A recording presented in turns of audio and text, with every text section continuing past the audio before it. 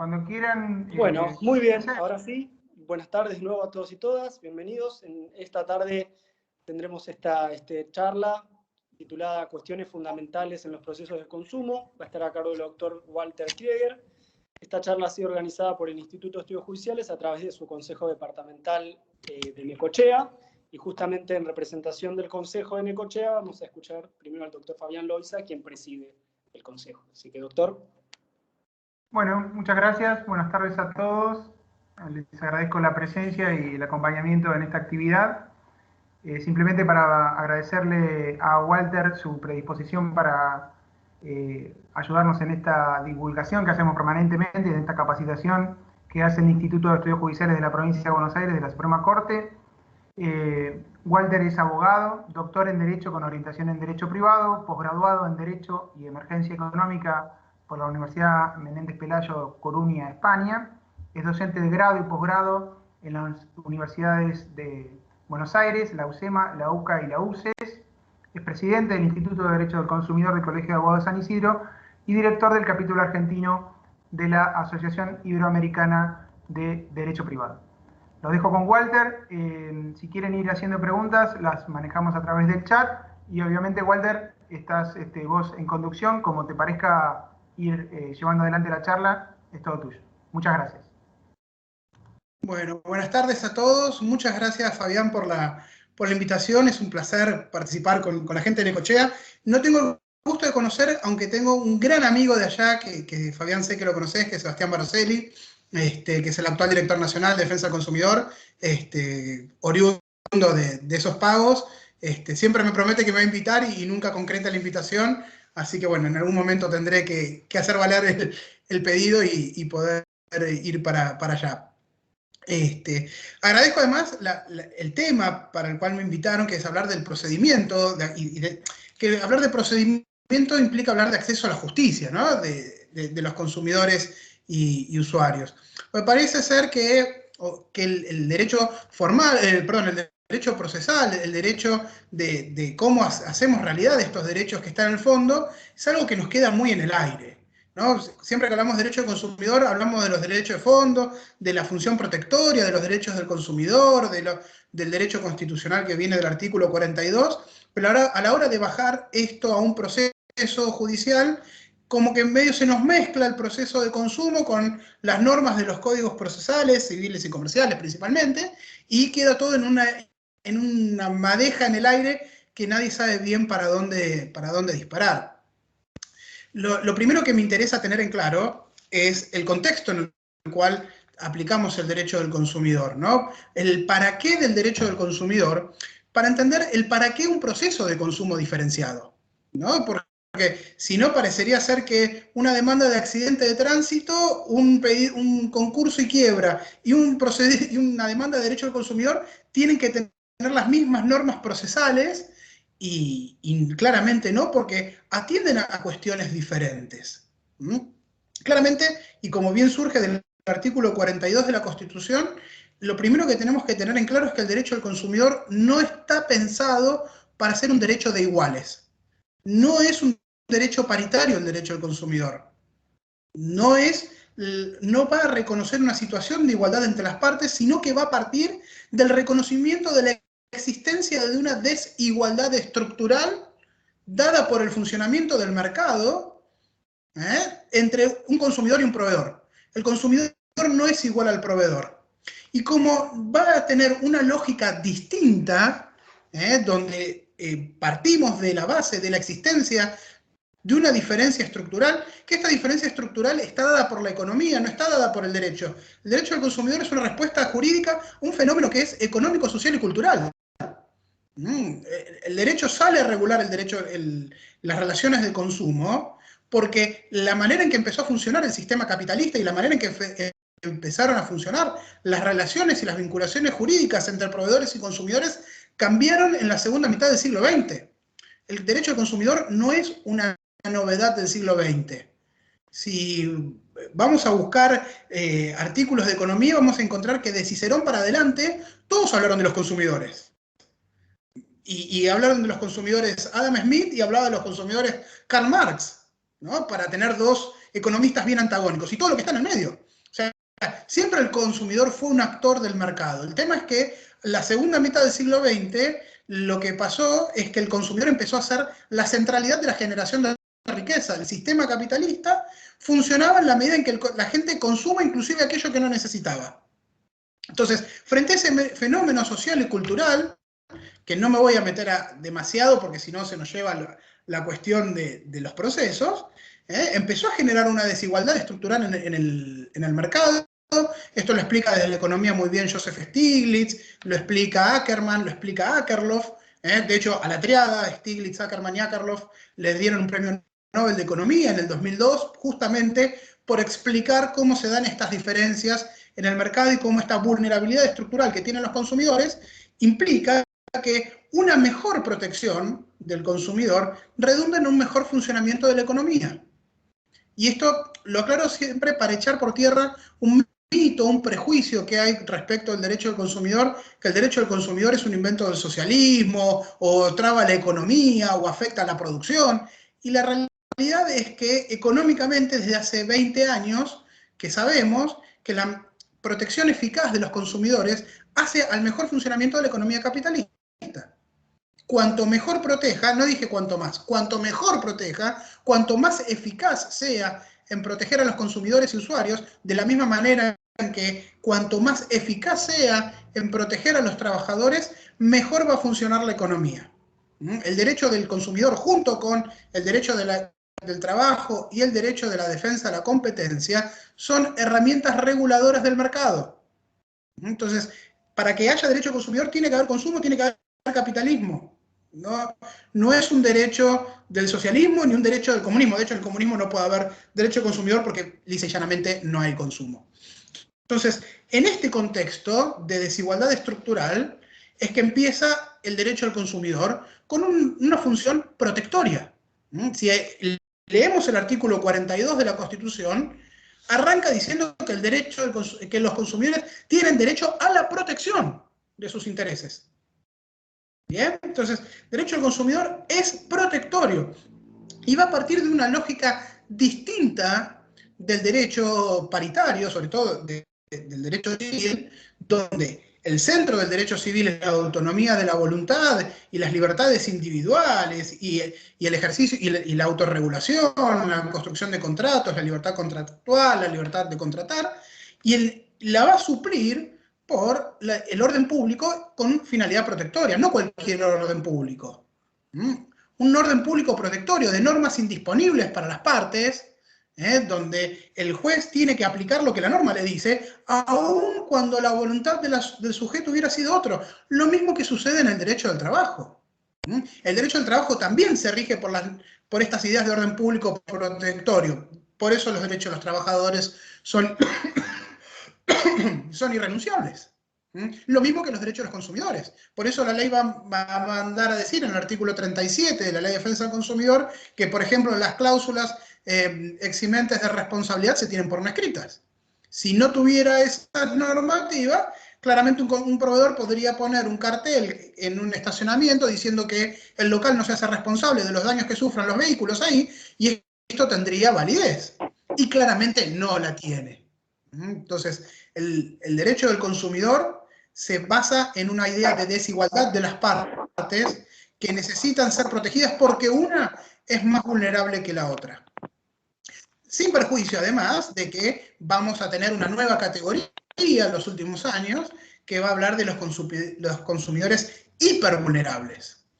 ¿Quiénes son los hipervulnerables? Aquellos consumidores vulnerables, naturalmente, a los cuales en un determinado contexto, en una determinada situación, alguna cuestión subjetiva los pone en una situación de mayor vulnerabilidad.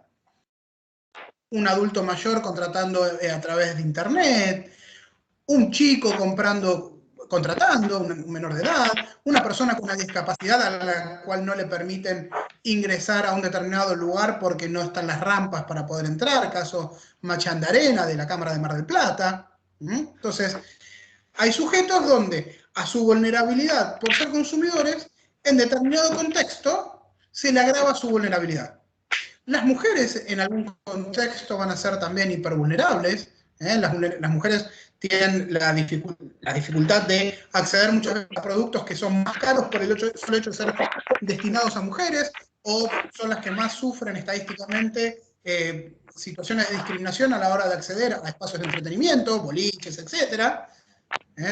Detrás del grupo LGBTQI+, creo que no me olvidé de ninguno, las mujeres son las que más sufren discriminaciones en esos lugares. Entonces, su condición de mujer agrava en ese contexto la vulnerabilidad estructural, lo que implica elevar el estándar de protección. Cuando tengo un supuesto de hipervulnerabilidad, lo que tengo que hacer es ser más exigente con el estándar de protección. Entonces, el derecho al consumidor nace de esta idea, ¿no? De dos sujetos que no son iguales y donde no va a tener primacía la idea de autonomía de la voluntad, sino de lo que va a tener primacía es el orden público protectorio. Si no partimos de estas premisas, el derecho al consumidor está destinado a fracasar. Porque si el derecho del consumidor no sirve para proteger al consumidor, no sirve como rama del derecho, como ciencia del derecho. Es lo mismo que el derecho al trabajo, insisto. De hecho, el derecho al trabajo es primo hermano del derecho del consumidor porque persigue en algún punto las mismas finalidades de proteger un sujeto estructuralmente vulnerable. Ahora, ¿por qué necesitamos hablar entonces de procesos de consumo? Porque esta vulnerabilidad que sucede en el mundo real, esta vulnerabilidad, esta diferencia de aptitudes, esta diferencia, Stiglitz lo explica a través de los diferentes niveles de información que manejan los sujetos que concurren al mercado. Esta diferencia entre el consumidor y el proveedor, explica Stiglitz, viene dada por el hecho de que el proveedor conoce y tiene mayor información sobre el producto o servicio que introduce en el mercado y sobre el funcionamiento del propio mercado que el consumidor que lo adquiere. Si yo me compro un teléfono celular, quien más conoce ese teléfono es quien lo fabricó.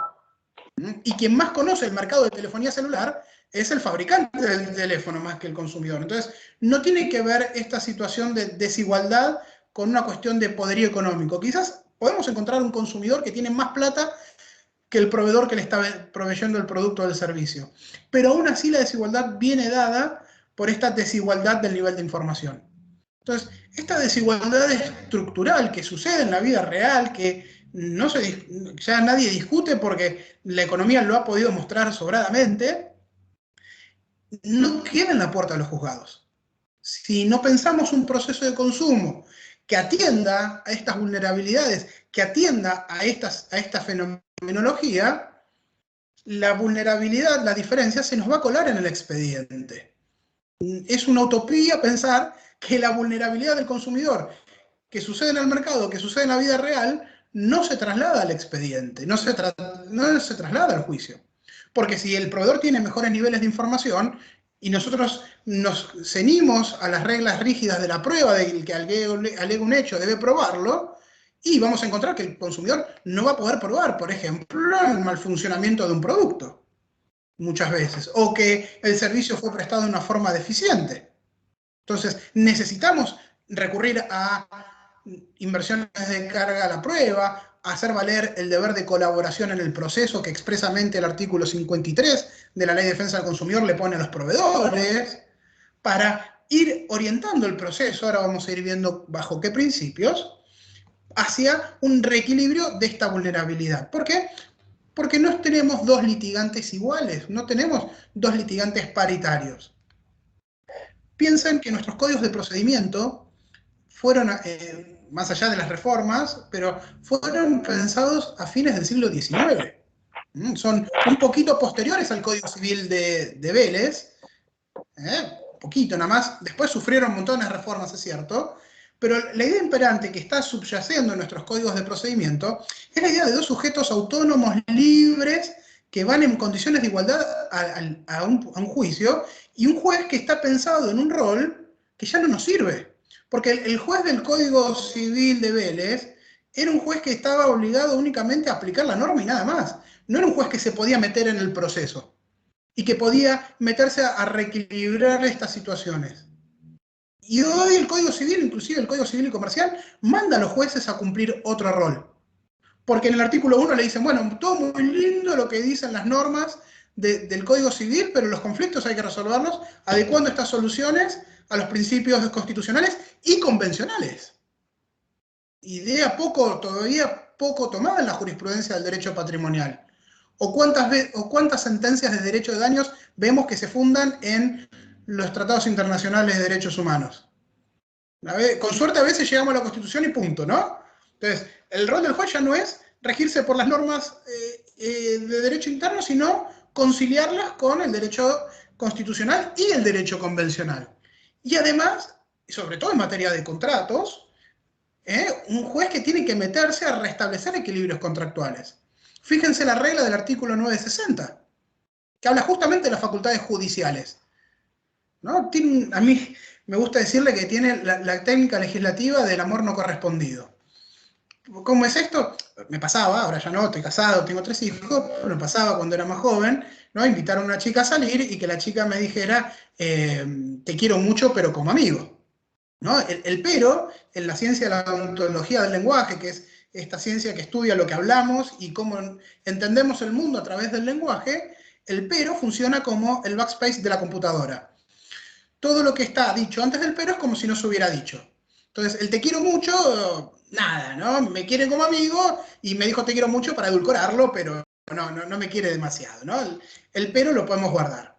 Fíjense la técnica legislativa del 960. Dice, el juez no puede modificar lo que las partes han pactado, y una aclaración de este 960, está puesto en disposiciones generales de los contratos, o sea, es una norma que se aplica tanto a los contratos paritarios como a los contratos de consumo. No es una norma específica de un tipo de contrato o de otro.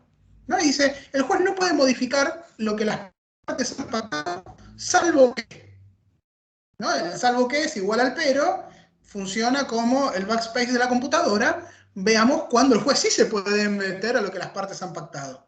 Y fíjense, la ley me está habilitando a un juez a meterse en un contrato. Vélez Arfiel leía esto y se revuelca en la tumba, ¿no? Pero bueno, es propio también de una nueva realidad social. Dice, hay 3 supuestos donde el juez se tiene que meter en el contrato. Dice, cuando a pedido de una de las partes, la parte le pide al juez, el contrato está desequilibrado, señor juez, métase. Cuando la ley le manda hacerlo, y en materia de consumidor tenemos montones de supuestos donde la ley lo manda a meterse al juez, el 37 de la Ley de Defensa del Consumidor, con el tema de la integración de las cláusulas abusivas, el tema de la tutela preventiva, ahora lo vamos a charlar después en el 1710. O sea, la ley le manda al juez a meterse. O de oficio, dice la norma, cuando hubiere manifiesta vulneración del orden público. Ahora, si estamos diciendo que las normas del derecho del consumidor son de orden público y son protectorias, claramente, frente a alguna afectación a algún derecho de los consumidores, el juez tiene la posibilidad en un contrato de consumo de meterse inclusive de oficio a restablecer ese contrato y a restablecer el equilibrio. De modo, fíjense que el rol del juez que está pensando el Código Civil y Comercial es bien distinto al que piensan los códigos de procedimiento o al que pensaba Vélez en su código original. Esto tiene que ver con una mirada de la sociedad muy distinta.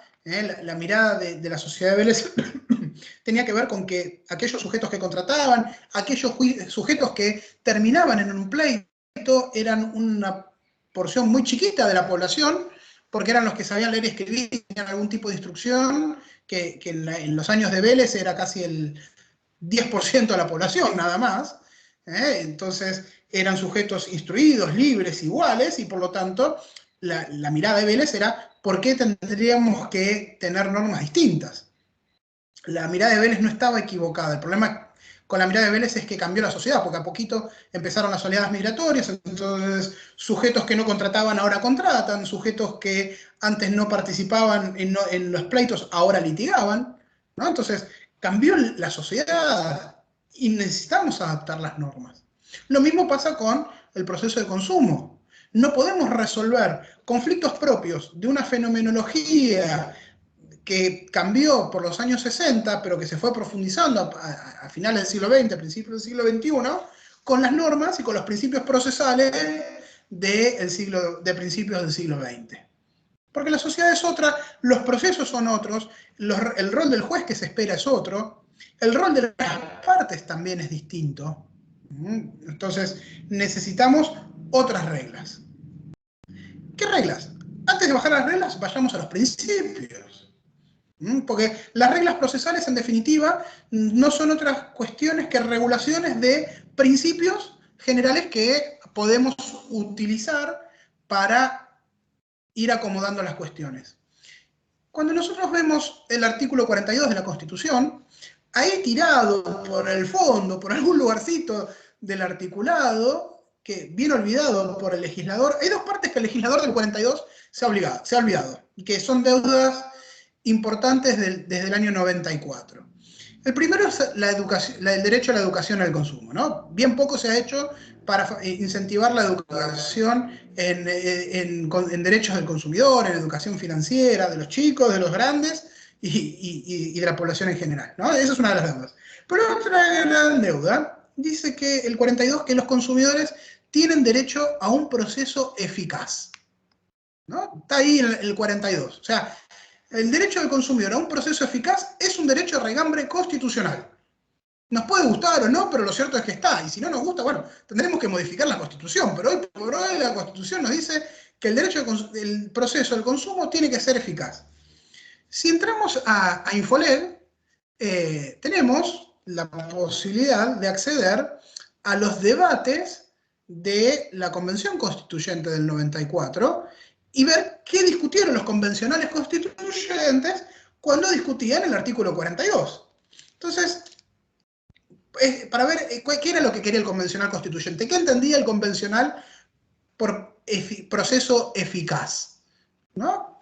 Y vemos que el dictamen de mayoría, que es el que termina incorporándose como artículo 42 de la Constitución, el convencional Solari Irigoyen, de ahí cerca, de Bahía Blanca, planteaba que la idea de eficacia tenía tres patas. Una pata dividida en dos, ¿no?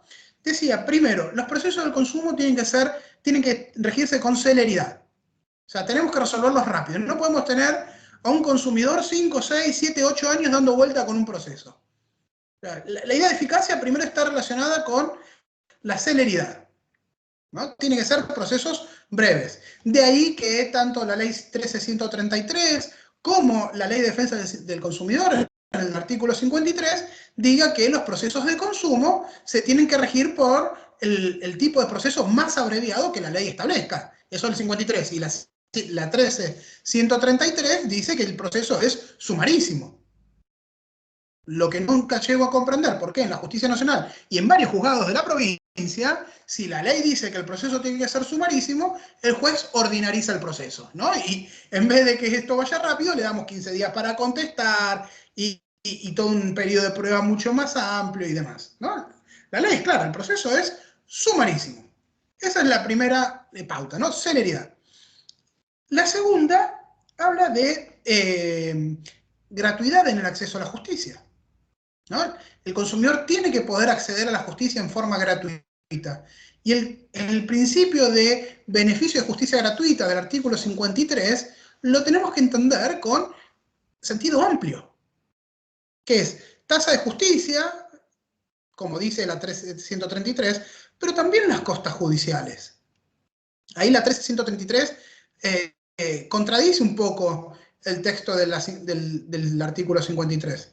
A ver, yo entiendo que hay una discusión enorme respecto de cómo se interpreta beneficio de justicia gratuita, si es beneficio de litigar sin gastos, si es como en el derecho al trabajo, solamente tasa de justicia. Pero si tenemos una discusión respecto a cómo interpretar una norma que regula un derecho de regambre constitucional, a partir del momento en que está constitucionalizado el derecho, lo que nos obliga los principios de los derechos constitucionales es la interpretación a favor del derecho. Entonces, si tengo dos interpretaciones de una norma, una más amplia y una más restringida, al ser un derecho constitucional estoy obligado a resolver a favor de la interpretación más amplia. Si no, dejemos de decir que es un derecho constitucional, ¿no? Entonces, si no tengo... ¿Esto cómo es? Y tengo que ir por la más amplia, pero además el artículo 53 explica a qué se refiere, por qué habla de beneficio de justicia gratuita, incluyendo las costas. Pues si vemos el segundo párrafo, después de hablar de justicia gratuita, el propio 53 dice que es una presunción de gratuidad. O sea, lo que hace la norma es presumir que el consumidor no tiene los fondos, no tiene el dinero suficiente para costear el proceso, pero permite que el proveedor destruya esa presunción generando un incidente de solvencia. Yo sé que muchos de ustedes están en el Poder Judicial, díganme, ¿cuántos incidentes de solvencia han tramitado desde el año 93, que está la Ley de Defensa del Consumidor ahora en sus juzgados? 1. Entonces, ¿el problema es la gratuidad o el problema es que no sabemos cómo ejercerlo correctamente? Lo cual, además, en esta idea de incentivos para el acceso a la justicia, no está mal que presumamos la gratuidad y que en todo caso el proveedor destruya esa presunción. Por varias razones. Primero, yo ejerzo la profesión del otro lado del mostrador, soy litigante, y más de una vez me pasa que viene un consumidor con un caso concreto y me dice, quiero iniciar la acción. Bueno, fantástico. Ten en cuenta que si perdés el juicio, podés llegar a tener que pagar las costas. Ah, no, entonces yo prefiero no hacerlo. Se levanta y se va. Y entonces el proceso no se inicia. Entonces, la posibilidad de que un consumidor tenga que pagar las costas funciona como disuasorio a que se reclame un derecho. El argumento que viene del otro lado es, bueno, entonces vos me estás diciendo de que querés la gratuidad para iniciar demandas a mansalva, total, si se pierde el juicio no pasa nada. Y no. Y esto también tiene mi mirada de litigante. A ver, hoy un proceso está durando promedio 4 o 5 años, con suerte, ¿no? Es lo que podemos durar un poquito menos, un poquito más. Un promedio está durando entre 4 y 5 años. La verdad es que a mí no me hace ninguna gracia laburar 5 años para no cobrar nada. Entonces, si a mí viene un consumidor con un caso que es un delirio y yo no tengo la certeza de que voy a cobrar, no lo voy a iniciar. O sea, si a mí me dicen, pero mirá que si lo perdés, igual le podés reclamar las costas al consumidor y vamos, total, después vemos qué hacemos. Total, yo laburé igual. De la Rúa, el que fue presidente de la Nación, antes de ser presidente de la Nación, era un buen profesor de Derecho Procesal. Después, como político, no nos vamos a meter, pero como profesor de Derecho Procesal era muy bueno. Y él tenía una frase que decía, el abogado tiene que ser el primer juez de la causa. Es el abogado el que tiene que ser el primero en decidir si lo que le están trayendo tiene sustento, tiene validez o no. Y la verdad es que la posibilidad de cobrar honorarios por una causa que nunca se tendría que haber iniciado, funciona como poco incentivo a no iniciar aventuras judiciales. Por el contrario, la gratuidad implica que voy a ser más selectivo en qué inicio, en que si no tengo la certeza o por lo menos un alto grado de probabilidad de lo que estoy presentando es algo serio, no lo voy a llevar a tribunales. O sea, le descargaría mucho más el laburo a los juzgados que un beneficio de litigar sin gastos presumido, como lo establece la ley, que seguir pidiendo, bueno, paguemos tasa de justicia y en todo caso, por las costas que inicie un beneficio de litigar sin gastos, lo cual implica más que duplican el laburo, porque además de atender la causa principal, tienen que atender al beneficio. O sea, por un expediente se generaron 2, ¿no? Duplicaron el laburo. Y me parece que ningún juzgado de ninguna jurisdicción está con capacidad ociosa para multiplicarse el laburo por 2. Entonces, inclusive hasta por política judicial es mucho más conveniente hacer la interpretación que la Corte además ya la está planteando en causas colectivas y la da a entender en causas individuales, en una causa particular, Manfroni del año pasado, donde la Corte reconoció de que no podía cobrarle la tasa del recurso de queja a un consumidor para acceder a la Corte en función de la gratuidad, y donde además en acciones colectivas, donde el texto del 55 para las acciones colectivas es igual al del 53, la Corte dijo, tengo que poner costas por su orden en una acción que rechazaba una acción colectiva de una asociación de defensa del consumidor, dice, en virtud de la gratuidad, costas por su orden, ¿no? Entonces, la Corte también ya está bajando línea, ya ha bajado línea diciendo esto del acceso a la justicia tiene que ser gratuito y funcionar como incentivo al reclamo,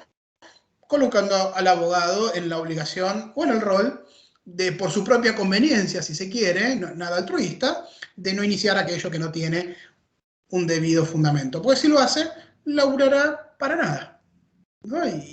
Y les puedo asegurar que no es gracioso para los que estamos de este lado, después de muchos años de llevar un proceso, que nos digan, te quedaste con las manos vacías. Nos pasa, y la verdad que no es una linda sensación.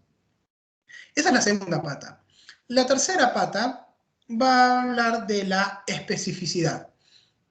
El constituyente decía que el conocimiento de los procesos de consumo tienen que ser llevados adelante por jueces con conocimiento específico. De hecho, ya se hablaba de la creación de un fuero específico de las relaciones de consumo, que recién ahora lo está empezando a implementar la Ciudad de Buenos Aires con una suerte medio incierta todavía. Yo no veo que pueda todavía consolidarse como fuero propio. De hecho, lo que han hecho es crear secretarías dentro de fueros contenciosos administrativos y tributarios con competencia específica de consumo. Les va a generar mucho lío porque el Código de las Relaciones de Consumo de Capital está pensado para ser un proceso totalmente oralizado, donde el juez tiene que presidir la audiencia bajo pena de nulidad, y tiene que llevar eso a un proceso por escrito contencioso administrativo contra el Estado con otras reglas de juego. Entonces, el juez va a tener que estar a la vez resolviendo una impugnación de un acto administrativo, que es un procedimiento escrito, y tomando una audiencia que, si él no está presente, no tiene validez. Es como, tengo chicos chiquitos yo, y los veo que juegan con las formitas que ponen el cuadrado en el cuadrado, el círculo en el círculo. Bueno, acá me dieron la sensación de que agarraron el círculo, lo quisieron meter en el cuadrado, no entraba, le pegaron un martillazo, lo metieron de prepo, y quedó ahí. Y bueno, sí entró, qué sé yo, pero eso no va ahí. ¿No? Está pensado el código para tener un fuero específico, con jueces específicos y con sus procedimientos particulares. Creo que le va a llevar un proceso largo, pero bueno, es un paso inicial para esta idea del fuero con competencia específica. Veremos si en algún momento la provincia de Buenos Aires avanza también en esta idea de un fuero específico, y no le agrega una coma más a las competencias civiles y comerciales, ¿no? Civil, comercial y de consumo es lo mismo, ¿no? No se trata de agregar comas. De hecho, en otras provincias se encuentran civil, comercial, de trabajo, minería, ¿no? Le amplían competencia al juez, y la verdad es que los temas necesitan muchas veces un conocimiento específico, porque no es lo mismo un accidente de tránsito, como les vengo diciendo, que un proceso de consumo. La segunda parte de la especificidad, además del juez con conocimiento específico, es la especificidad del procedimiento, que es lo que estamos hablando. El procedimiento tiene que ser diferenciado del proceso ordinario o sumarísimo, si se quiere, de los juicios civiles y comerciales. Por esto que venimos charlando de las diferencias entre las partes, de las reglas procesales distintas. Fíjense, en el derecho del trabajo nadie discutió, cuando se creó el fuero del trabajo, que las reglas procesales del derecho del trabajo tenían que ser distintas a las de un procedimiento contradictorio civil y comercial, ¿no? Donde también rige en materia procesal, en materia de derecho del trabajo, el principio de interpretación de la prueba más favorable, donde rige la inversión de la carga de la prueba, donde se aspira a que los plazos procesales sean cortos. Después, bueno, las realidades y bueno, la idea de generar tribunales de trabajo, que no ha servido demasiado para hacer más expeditos los expedientes, más para mí, una mala idea de la Corte de la provincia de aplicar tasas de interés bajísimas a las sentencias, hace que el cúmulo de procesos se alargue mucho más. Paréntesis. Estadísticamente se ha mostrado que cuanto más altas son las tasas de interés judicial, menos trabajo tienen los juzgados, porque más intereses hay de las partes en resolver los conflictos extrajudicialmente. Los intereses judiciales elevados funcionan como un gran disuasor a las partes de no querer la sentencia. Ahora, si me van a aplicar una tasa que está muy por debajo de la inflación, yo soy una compañía de seguros que tengo que salir a responder por un choque de chapa y pintura y llego al juicio a 15 años, ¿no? O a 10 años o a 5 años. Por cada año que pasa, le como la diferencia entre la tasa que me reconocen y la tasa de inflación. Entonces, mi negocio, ¿qué es? Litigar. Entonces, habría que repensar un poco el tema de los intereses. De hecho, el Código Civil y Comercial lo hace en el artículo 770, cuando habla de capitalización de intereses.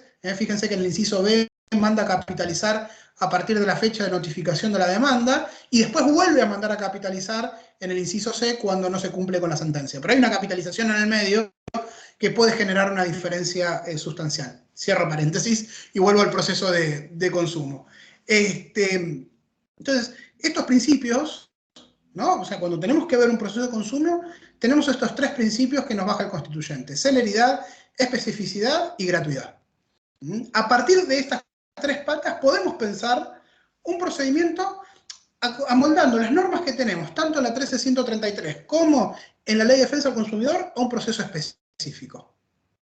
¿Por qué? Porque ya tenemos proceso sumarísimo puesto por el artículo, creo que es el 25 de la 13.133 y el 53 de la Ley de Defensa del Consumidor. Porque la gratuidad del artículo 27-28 de la 13.133 lo podemos conjugar, tenemos que recurrir a esto que se llama el diálogo de fuentes, que es la manera de interpretar las normas. Algunos decían, bueno, en el derecho del consumidor, la idea del diálogo de fuentes es más general. Esta idea del diálogo de fuentes viene un poco a reemplazar la idea de la pirámide de Kelsen. La idea de la pirámide de Kelsen con la que hemos crecido y con la que nos han machacado la cabeza en la universidad era muy linda, muy bonita, pero Kelsen se murió hace 75 años. Y el derecho no lo podemos seguir explicando desde Kelsen. Porque Kelsen tenía una mirada que respondía también a fenómenos culturales y sociales de su época. Y Kelsen necesitaba del positivismo como límite del Estado de Derecho a fenómenos de exacerbación de la concentración de poderes. De los pasos de las monarquías absolutas a los estados republicanos. O sea, Kelsen venía a pensar ese derecho de finales del siglo XIX, principios del siglo XX. El kelsenismo puro, ¿no?, nos llevó a extremos también complicados como fue el nazismo. Las teorías de Kelsen empiezan a tener fuerte cuestionamiento cuando ven, bueno, si lo único legal es lo que dice la norma, terminamos en lo que hacía el nazismo, que decía, bueno, matar a una persona es legal y por lo tanto es válido. Entonces, la idea de Kelsen empieza a resquebrajarse. Entonces, no podemos seguir explicando nuestro derecho desde Kelsen. La idea del diálogo de fuentes, justamente, que nace de este artículo primero de la Ley de Defensa del Código Civil y Comercial, de resolver conforme los conflictos internos, adecuándolos a los pactos internacionales de derechos humanos y alineándolos con los principios constitucionales, lo que manda es a coordinar las fuentes jurídicas. ¿No? Es decir, bueno, esto lo puedo hacer de distintas maneras de acuerdo a la circunstancia del caso. Lo primero que tengo que hacer es tener en cuenta que la solución que tengo que brindar tiene que ser la que más se adecue, en caso de defensa del consumidor, al principio protectorio del artículo 42. Por el otro lado, la manera de coordinar las fuentes, de hacerlas dialogar entre sí, puede darse de distintas maneras. Puede ser una complementación, tomo un poquito de una norma y un poquito de la otra para ver hacia dónde van. Puede ser una superposición, aplico esta norma porque es más favorable que la otra, entonces una la aplico y la otra no. O al revés, aplico la otra y con eso nos vamos a ir corriendo de estas ideas de ley general deroga ley especial deroga ley general, ley anterior deroga ley posterior, sino que lo que tenemos que hacer es ir alineando las distintas soluciones jurídicas, las distintas fuentes normativas, para tratar de llegar a la realización del principio constitucional de protección. Yo sé que esto es muy distinto a lo que venimos haciendo, es muy distinto al sistema que nosotros hemos visto en la facultad, El sistema que nosotros hemos visto en la facultad, había una norma clara que nos daba la solución a cada problema. La complicación, sobre todo en el derecho privado, viene por la imposibilidad fáctica que tenía de cumplir lo que pensaban los viejos codificadores, de que los códigos le pueden dar a los jueces y a los operadores jurídicos todas las soluciones a todos y cada uno de los problemas. O sea, realmente es imposible en la sociedad moderna hacer un código de consumo, un código civil y comercial, que contenga todas las soluciones para cada una de las circunstancias que los operadores jurídicos tienen que resolver. Que era a lo que aspiraban Domar, a lo que aspiraban Voltaire, a lo que predicaban los glosadores franceses. La idea del Código de Napoleón de 1804 era que el juez aplicara únicamente lo que tenía el código, lo mismo que quería Vélez. ¿Por qué? Porque habían venido de una etapa de monarquía absoluta, donde el juez era el rey hacía lo que se le antojaba. Entonces, para evitar que el juez se convierta en el nuevo monarca, le decían, bueno, vos no puedes hacer otra cosa que aplicar lo que te dice el código. Y por lo tanto, el código va a tener todas y cada una de las soluciones posibles a cada uno de los problemas que va a tener. En el siglo XXI eso es imposible. Entonces, la legislación la vamos a tener que hacer en base de principios generales y reglas. Principios generales, como los que acabamos de ver en materia consumidor, en materia procesal consumidor, celeridad, especificidad y gratuidad, pero también en materia de derecho de fondo. Lo que nos obliga a este sistema regulatorio es a renunciar a la aspiración de que los códigos o que las leyes nos van a traer las soluciones a cada uno de los problemas. Cuando nosotros tenemos una legislación principiológica, lo que nos dan son principios generales que después, como operadores jurídicos, tenemos que amoldar al caso concreto. Lo cual no es algo extraño, es algo que en alguna manera ya venimos haciendo. Pasa que no lo racionalizamos. Pero fíjense esto. Cuando la Ley de Defensa del Consumidor habla en el artículo 4 del deber de información, habla de un principio. Dice, bueno, el proveedor está obligado a dar información y la información tiene que ser veraz, eficaz y gratuita. Punto. Ahora, ¿cómo juega ese deber de información en cada caso concreto? Es una cuestión que cada uno ha venido interpretando a su manera. Y claramente, el deber de información que se le puede exigir a un banco no es lo mismo que se le puede exigir a una compañía de seguros, que es lo que se le puede exigir a una empresa de medicina prepaga, que es lo que se le puede exigir a una empresa de telefonía celular. Vamos amoldando esa idea de deber de información al caso concreto. O sea, es algo que ya venimos haciendo. Lo mismo que deber de seguridad. Lo mismo que derecho a trato digno. Tenemos una idea general de qué es el trato digno, no exponer al consumidor a situaciones vejatorias, humillantes, etc. Lo que vamos haciendo es analizando en cada caso concreto si se dio esta situación o no se dio. Si en ese caso concreto hubo una situación vejatoria, humillante o no la hubo. Entonces, esta idea de resolver en principios ya la venimos haciendo, no es algo raro. Algo que, no lo hice nunca y ahora me cambiaron. No, lo venimos haciendo. Lo que tenemos que hacer ahora es racionalizarlo y expandirlo. Y entender que esa forma de resolver en principios también se aplica a las normas procesales, que las normas procesales también son moldeables para poder ser adaptadas a estos requisitos de reequilibrar el procedimiento, de volver a poner en su justa medida a aquel que tiene una situación de mayor debilidad frente a aquel que tiene una mejor situación. Inclusive, y yendo ya a la cuestión de la prueba, esto se va a dar y se puede dar en materia de inversiones cargas probatorias. No solo porque el 1735 del Código Civil lo único que plantea es que si se va a aplicar la carga de la prueba, el juez tiene que avisar de antemano que va a recurrir a la inversión de la carga probatoria.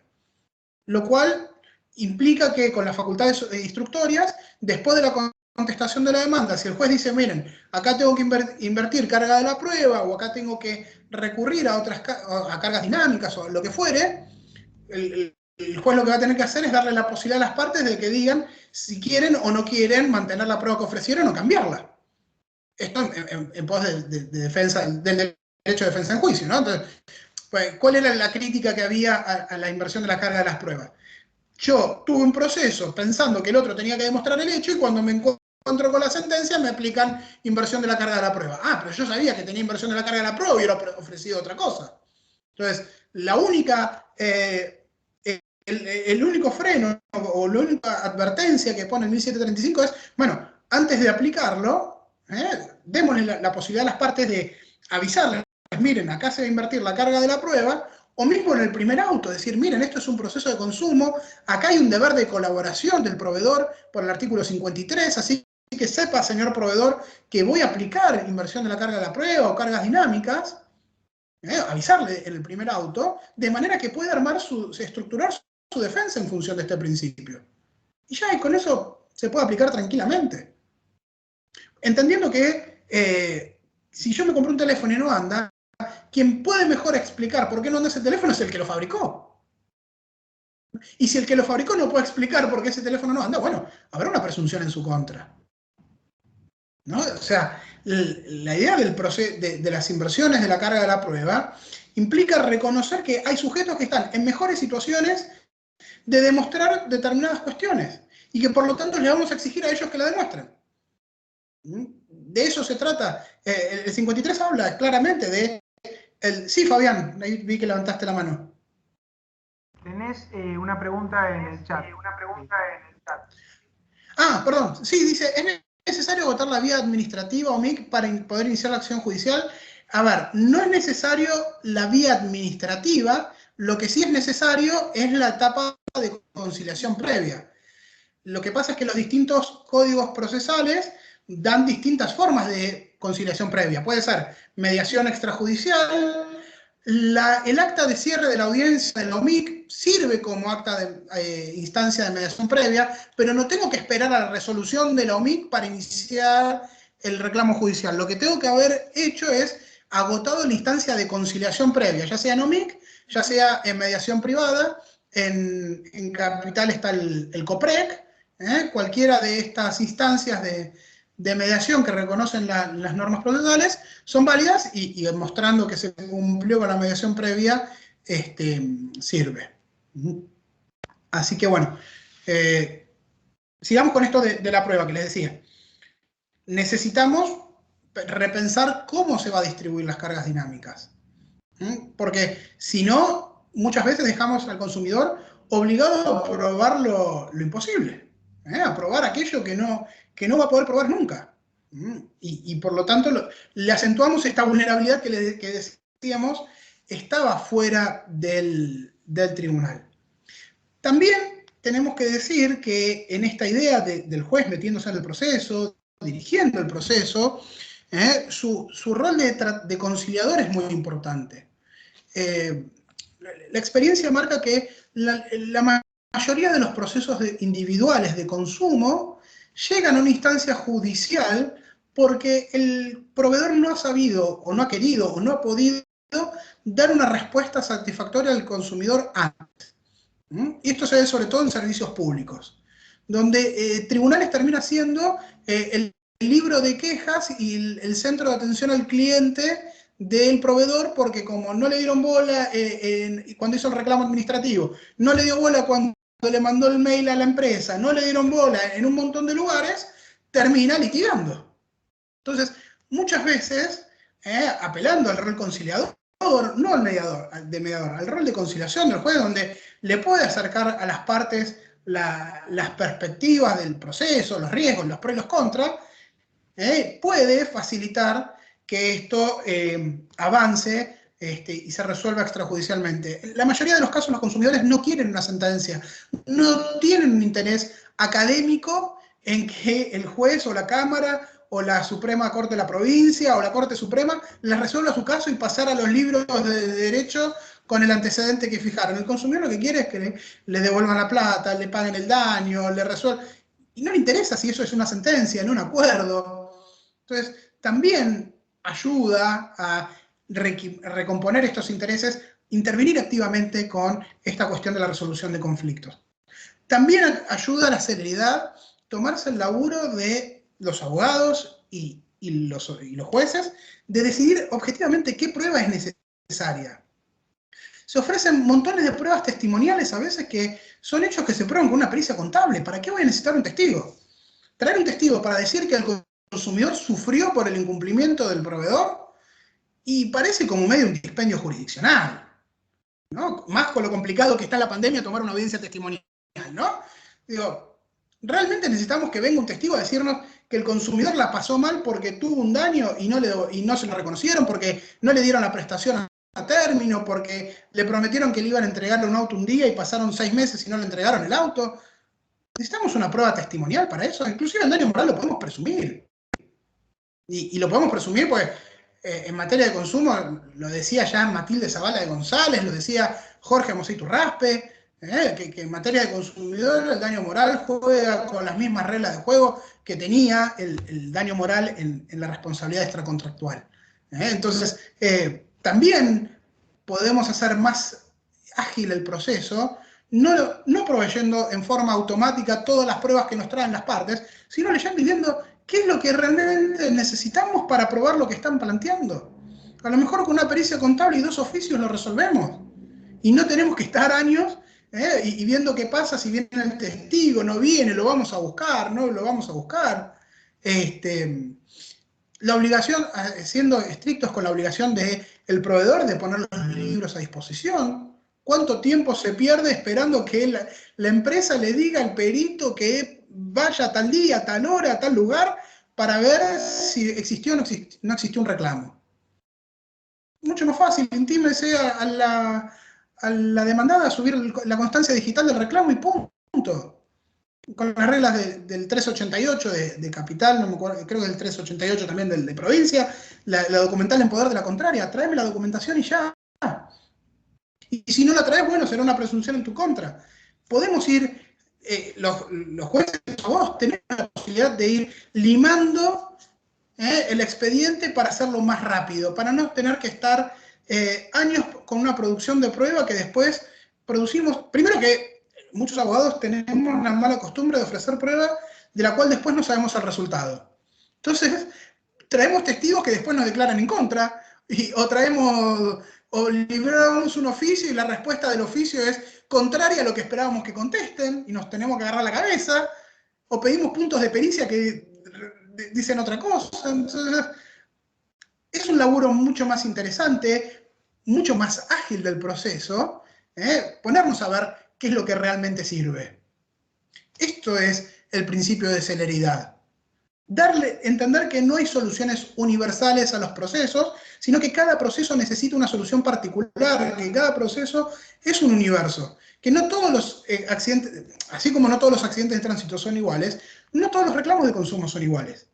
Yo estoy convencido, porque hay estadísticas, de que en cuanto se bajan, se empieza a limar el tema de la prueba y se empieza a presionar, en el buen sentido de la palabra, para que haya soluciones conciliadas, el cúmulo de tareas de los juzgados baja. O sea, baja mucho, se pueden resolver mejor, se pueden trabajar. Es verdad que hay cosas que son muy complicadas y que hay cosas que necesitan una sentencia. ¿No? Tampoco, a ver, acabo de resolver un daño de una nena abusada dentro de un colegio por un personal de maestranza empleado del colegio adentro del colegio. Y ahí no hay una conciliación. ¿No? Es un tema demasiado complicado, demasiado grave, con una nena muy chiquita, como víctima del daño, con una familia muy dolida. No se puede pretender una solución universal donde diga, bueno, acá tenemos que conciliarlo y lleguen a un acuerdo, porque no es un tema que se pueda conciliar. Es un tema que requiere una intervención del juez, además de que era un caso donde únicamente había que fijar daño, porque el abusador había sido condenado ya en sede penal con sentencia firme, confirmada por la Corte, o sea, no se discutía si el hecho había pasado o no había pasado, y ahí el juez que intervino, echando mano de esto que estamos hablando, por ejemplo, dijo que no hacía falta la pericia psicológica sobre la menor, que iba a resolver la entidad del daño psicológico con los informes de la pericia psicológica que ya estaba en la causa penal. Diciendo, no voy a revictimizar a esta nena, exponerla de vuelta a una pericia psicológica, para volver a hablar de lo que le pasó, cuando ya tengo un informe en una causa penal que tiene plena validez. Y se ahorró un montón no solamente de tiempo, sino de sufrimiento para una nena que pasó una situación realmente terrible. Entonces, La idea de celeridad, de especificidad, nos manda a mirar la prueba, a aplicar las cargas dinámicas, nos manda a limar el expediente, a ver qué hacemos, qué no hacemos, de manera que el proceso fluya distinto, de hacerlo fluir mejor. Y que también a la hora de resolver tengamos menos cosas que analizar. A ver, dijeron esto, esta parte dijo esto, esta parte dijo lo otro, ¿qué probaron? Listo. No necesito demasiado. Una vez que analizamos esto y que dictamos sentencia, porque no se pudo conciliar, por lo que sea, la 13133 tiene una particularidad también que es muy conflictiva, que es la obligación que se le impone al demandado, al proveedor, al momento de apelar la sentencia, para poder apelar, tener que depositar el monto del capital, intereses y costas del proceso.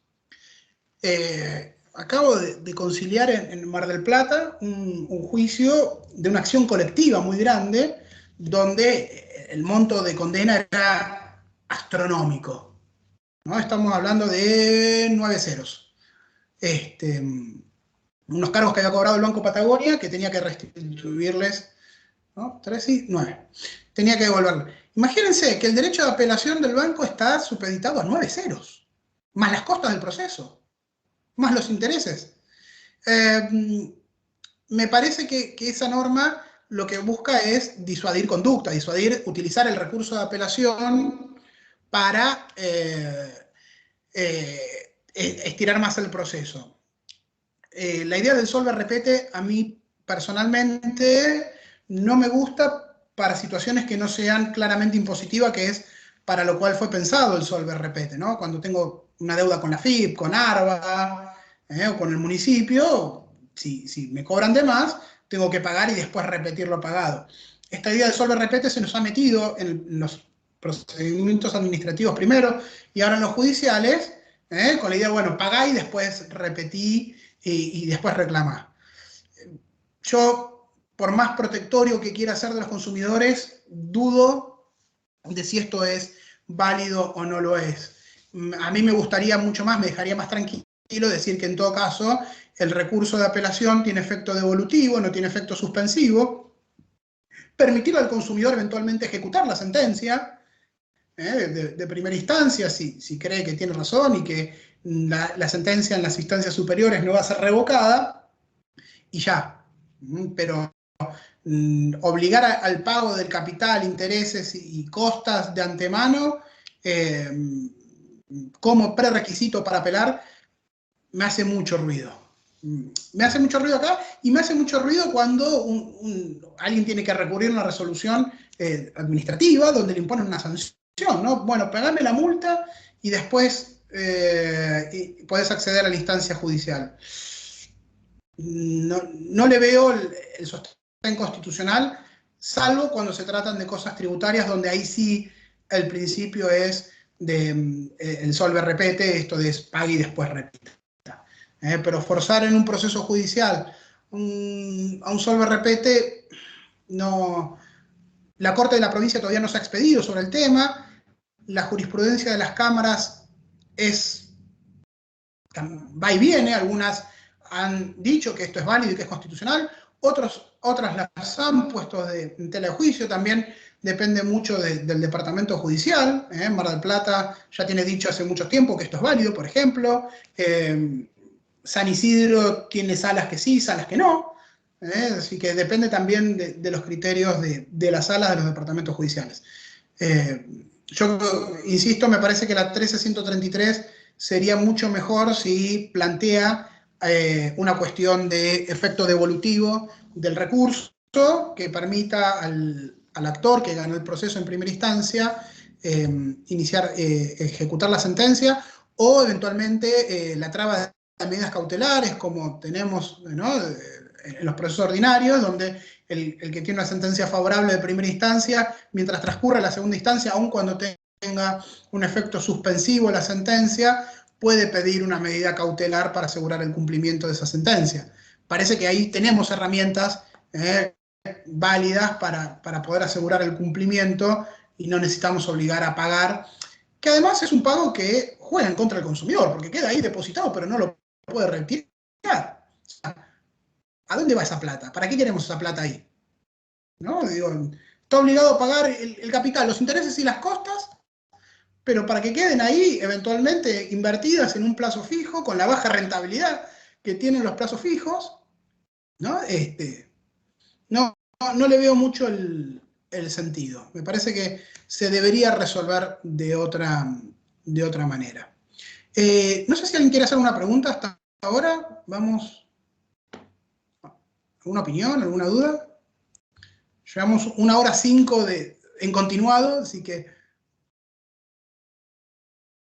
Sí, Juan Manuel, levantó la mano primero.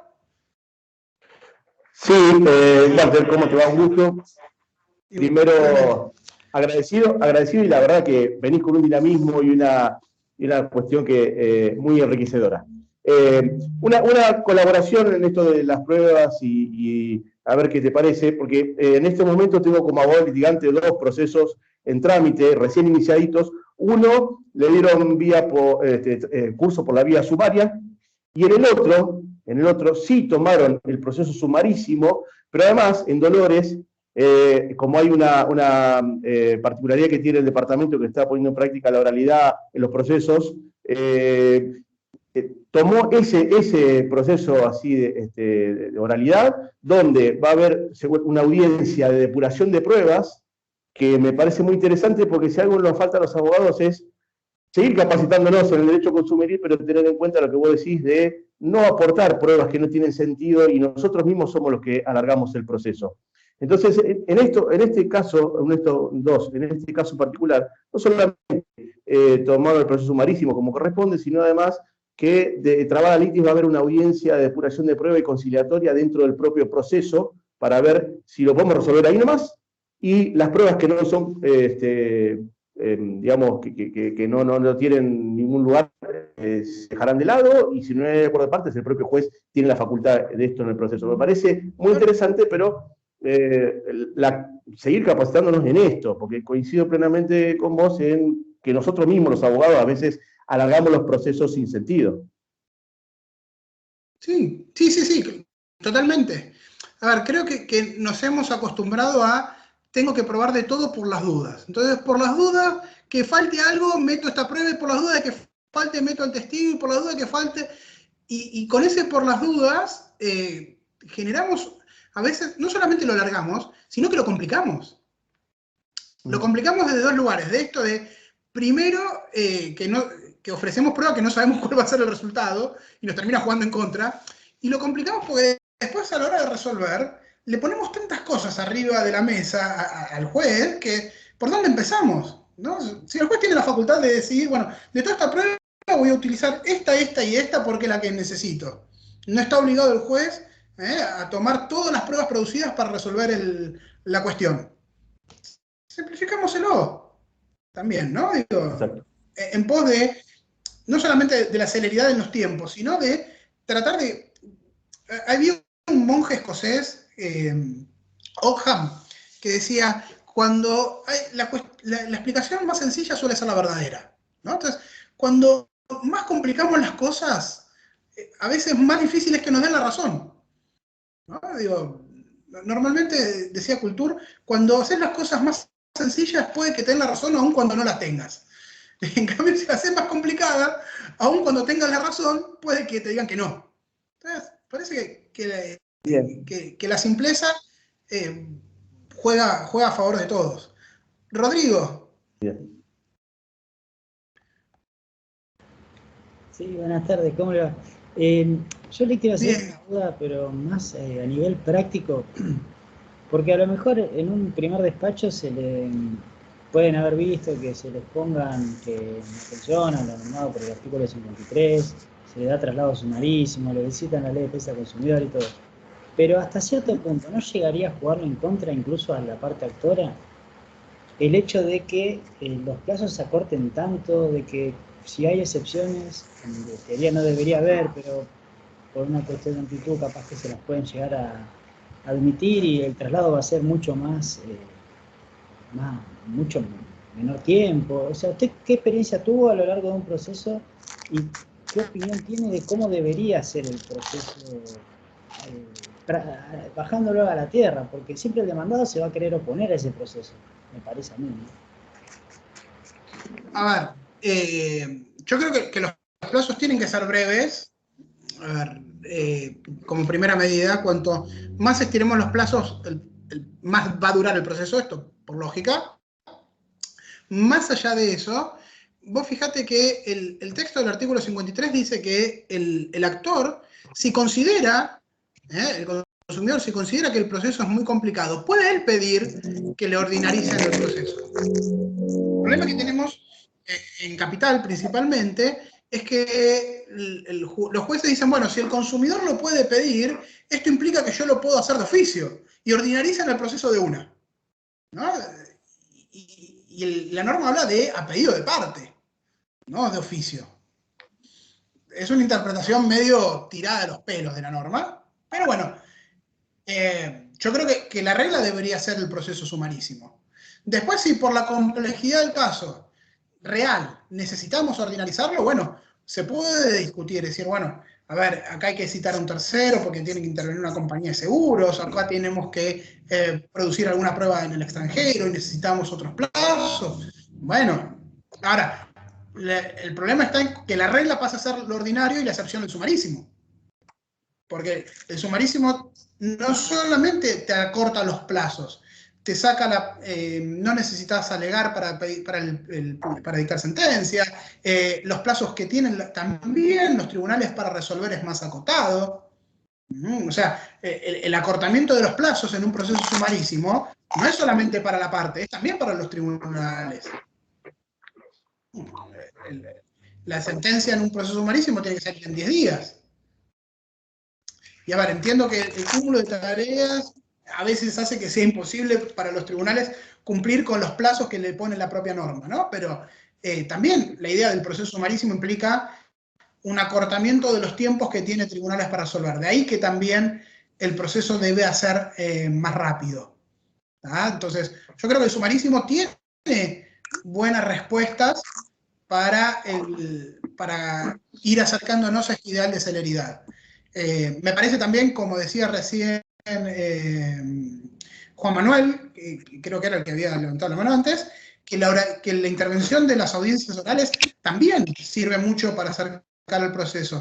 Por la inmediatez de la respuesta, porque hay cosas que el juez necesita verlas, y eso ayuda a formarse una idea de la cuestión y ayuda a que las partes puedan percibir también cómo el juez está mirando el proceso. Entonces, la intervención oral es súper importante. Mira, hace unos meses me pasó una causa de una mujer que venía caminando por la calle y se le cayó un hierro en la cabeza. Había una obra en construcción, se le cayó una herramienta al herrero de la obra en construcción, le partió la cabeza, no la mató, pero la mujer caminó con una placa de titanio en la cabeza. El daño físico, más allá de la placa de titanio, no era tan grave como las secuelas neurológicas que le quedaron a la mujer. Le costaba, perdió parte del habla, perdió parte de la audición, y todo eso es muy difícil explicarlo a un juez. Cuando el juez pidió la audiencia y fui con la señora a la audiencia, y después la pudo ver, entendió la gravedad del hecho que estamos hablando. Pues si no, claro, la compañía de seguros y de la constructora decían, pero si no le quedó secuela física de este golpe, tiene la placa de titanio, estéticamente le creció el pelo, está tapada, no se ve. Claro, físicamente uno la mira y la señora está bárbara. Ahora, tiene todo un daño neurológico y cognitivo muy fuerte. Entonces, la presencialidad también sirve para la celeridad. Para entender cómo vienen las manos, para que las partes puedan percibir esto. De hecho, después de esa audiencia, pudimos llegar a un acuerdo con la compañía de seguros y con la constructora. Porque entendieron que el problema venía por otro lado. Entonces, la oralidad sirve mucho y es algo a tener en vista. No sé si puede ser la única solución, tampoco creo que la oralidad sea la panacea. Necesitamos una combinación de ambos. La demanda tiene que estar hecha por escrito y la contestación tiene que estar hecha por escrito. Después podremos tener algún alegato oral, pero todo oral tampoco es posible por la estructura que tiene el Poder Judicial. Pues es muy lindo mirar la justicia de las películas, que es todo oralizado, pero para poder tener un sistema oralizado tenemos que reducir el acceso a la justicia. Estados Unidos puede tener una justicia oral como la que tiene porque los conflictos judiciales solo el 10% llega a tribunales. El costo de litigio en Estados Unidos es altísimo. Todo se tiene que resolver extrajudicialmente. Entonces, si los tribunales tuvieran un décimo del laburo que tienen, seguramente podrían fijar audiencias orales para todos y estar todo el día atendiendo un caso. No sucede. Y no va a suceder porque nuestra realidad y nuestra idiosincrasia es distinta. Entonces, tenemos que también pensar en soluciones que sean posibles de ser aplicadas a nuestra realidad. Y ustedes en Necochea tienen una realidad de jurisdicción, de cúmulo de proceso y manera de laburar, que es muy distinta a otros departamentos judiciales. Cada departamento judicial tiene su realidad. La Matanza es otro mundo. Y San Isidro es otro mundo, y Trenquelauquen va a ser otro mundo. Entonces, la idea es, también cuando vos me preguntás qué proceso sería ideal, bueno, un proceso ideal es aquel que pueda cumplir estas tres ideas de especificidad, de gratuidad y de celeridad, atendiendo las realidades de cada lugar. La solución no puede ser nunca la misma para todos, porque son realidades distintas. No sé si te contesté, Rodrigo, la pregunta. Sí, perfecto. Y la última duda que yo tenía también a nivel práctico, ¿cómo se extiende este beneficio de gratuidad a los gastos judiciales, anticipo de peritos, librar un oficio que lleve un sellado, algún impuesto, tasa o lo que sea? Si está contemplado o está en la práctica, realmente está consensuado que si hay una relación de consumo está exento del pago, o si igual tiene que costearse ese tipo de gastos. Mirá, en Provincia de Buenos Aires, respecto de las tasas de los sellados, la 13133 expresamente dice que están exentos. Lo que piden los organismos es que el mismo oficio conste esta excepción.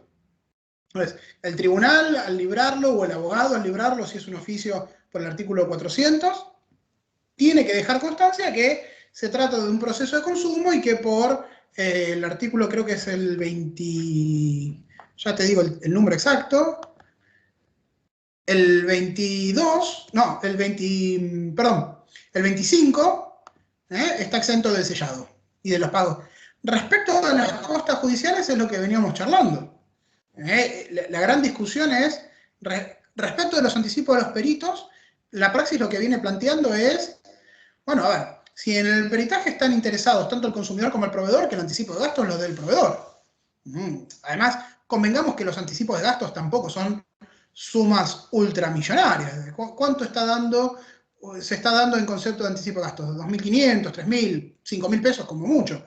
No es que estamos hablando de sumas exorbitantes en materia de anticipo. Entonces, los anticipos de gastos lo que suele suceder es pedirle al proveedor que los afronte.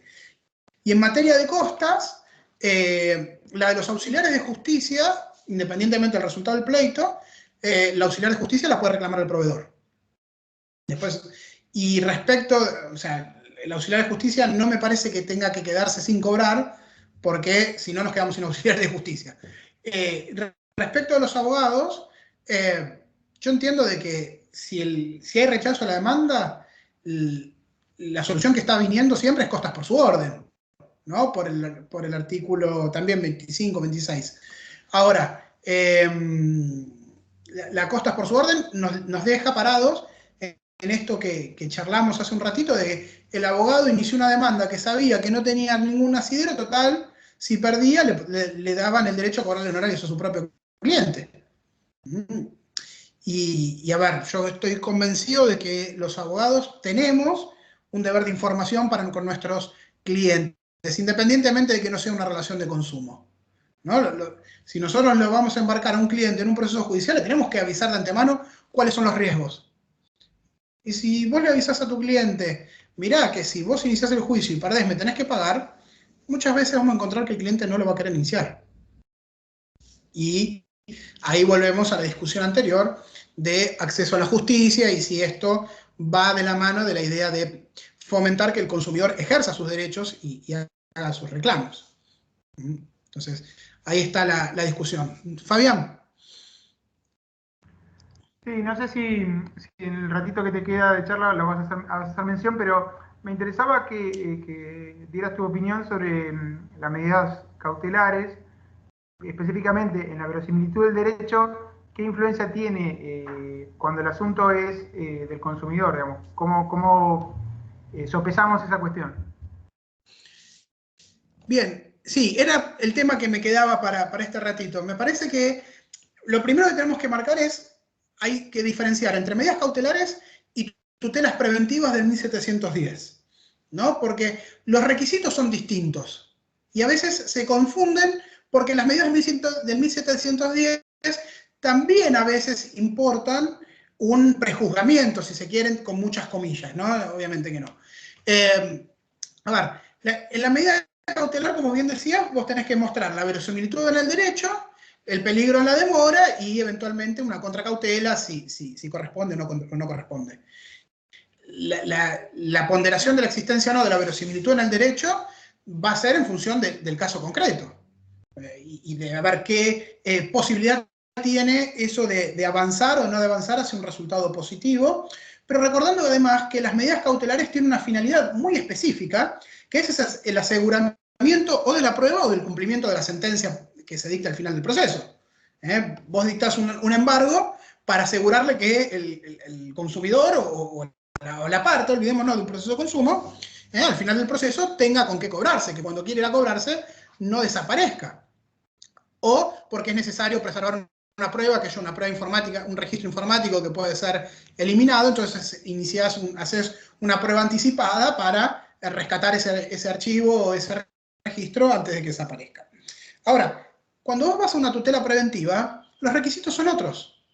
En la tutela preventiva vos no necesitas mostrar el peligro en la demora o la verosimilitud en el derecho. Vos lo que tenés que demostrar en una tutela preventiva es la relación de causalidad entre el hecho y la medida que vas a tomar. Entonces, frente a la existencia de una relación de causalidad, de que continuando una determinada conducta se va a generar un daño, hay que intervenir para evitar que ese daño suceda o para morigerar el que está sucediendo. Y ahí, en la tutela preventiva, las facultades del juez son mucho más amplias. Primero porque no está atado al principio de congruencia. Fíjate que el 1713 dice que el juez puede tomar la medida que mejor crea conveniente para solucionar el conflicto. Entonces, si la parte viene y dice, mirá, si me están debitando la plata de la cuenta y acá hay un problema que me acuerdo que había sucedido una chica que había impugnado un gasto en el exterior y el banco había hecho la impugnación en términos del resumen y el banco le había dicho que tenía razón, pero le seguía debitando de la cuenta la plata que reclamaba ese gasto. Entonces decía, bueno, a ver, díganle al banco que frene de hacerlo, ¿no? Y la Cámara dijo, no, bueno, en vez de decirle que frene, dijo que lo retenga una vez a las resultas del proceso y nunca más. O sea, me cambió un poco lo que yo le había pedido, entendiendo que era la mejor manera de hacerlo. Hay un libre albedrío, no un libre albedrío, una delegación al juez de decir, bueno, la mejor manera de prevenir es esta. Y la otra ventaja que tiene la tutela preventiva es que el juez, además de tener la discrecionalidad, puede hacerlo inclusive de oficio. O sea, frente a la presentación de la demanda, sin que la parte se lo pida, el juez puede dictar una acción preventiva para evitar que ese daño que está sucediendo se agrave, o si está sucediendo para morigerar los efectos, o si en la sentencia entiende de que hay una situación que se va a repetir en otros pleitos y hay que tomar medidas para que eso no suceda, también lo puede hacer, que fue lo que hizo la Cámara de Azul en el fallo Torres. En el fallo Torres, la Cámara de Azul dicta la nulidad de una cláusula abusiva en un contrato de seguros.